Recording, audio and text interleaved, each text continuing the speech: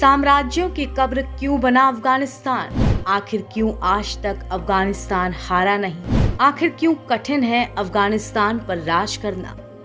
पिछले कुछ सालों से अफगानिस्तान के लोग अमन और चैन से रह रहे थे। उन्हें लगा था कि अब उनके देश में खुशहाली लौट आएगी, लेकिन ये अमन अब खत्म हो चुका है, क्योंकि क्रूरता का दूसरा नाम यानी तालिबान अब देश की सत्ता में वापस आ चुका है। तालिबान ने अमेरिका जैसे देश को भी खाली हाथ वापस लौटा दिया। अफगानिस्तान का इतिहास गवाह है कि जब भी यहाँ किसी दूसरे देश ने अपना साम्राज्य स्थापित करने की सोची तो उसे नुकसान ही उठाना पड़ा है। बात चाहे ब्रिटेन की हो, रूस की या अमेरिका की। अफगानिस्तान के अंदर दखलंदाजी हमेशा महंगी ही पड़ी। ऐसा नहीं है कि कभी किसी ने अफगानिस्तान को फतह नहीं किया। 18वीं शताब्दी में ये पर्शियन साम्राज्य के अधीन रहा है, फिर मुगल साम्राज्य के अधीन भी रहा है। दरअसल अफगानिस्तान एक ऐसा देश है जहाँ कबीलों की भरमार है और ये अफगानिस्तान की हर एक जगह से वाकिफ है। और अफगानिस्तान में जीना है तो पहाड़ों को समझना होगा। यहाँ दुनिया के कुछ सबसे ऊंचे और दुर्गम पहाड़, इन पहाड़ों को वही पार कर सकता है जो उन्हें अच्छी तरह से जानता हो। इन्हीं पहाड़ों में अफगानिस्तानियों की गुरिल्ला वॉर तकनीक के आगे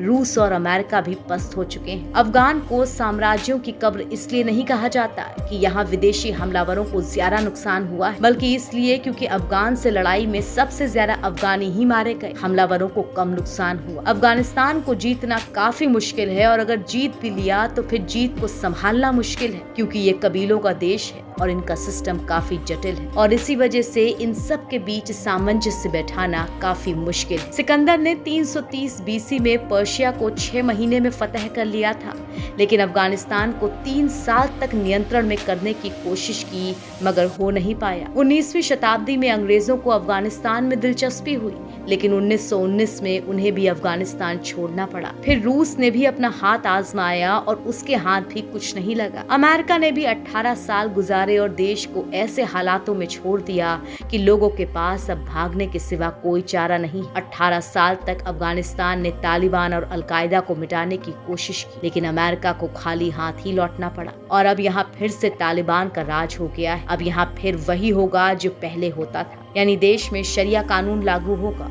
औरतों की सारी आजादी खत्म हो जाएगी, जो विरोध करेगा उसे बीच चौराहे पर मार दिया जाएगा, क्योंकि यही तालिबान का क्रूर चेहरा और पहचान है। हालांकि इस बार तालिबान के तेवर थोड़े नरम पड़े हैं। इसके पीछे की वजह क्या है ये तो किसी को नहीं पता, लेकिन ऐसा लगता है कि तालिबान अब दुनिया की मदद से आधिकारिक तौर पर सत्ता हासिल करना चाहता है। हालांकि इसके लिए उसे अपने पुराने तौर तरीके बदलने होंगे। ऐसा माना जाता है कि तालिबान अपने तरीके बदल सकते हैं, लेकिन औरतों के प्रति उनकी सोच बदलने वाली नहीं है।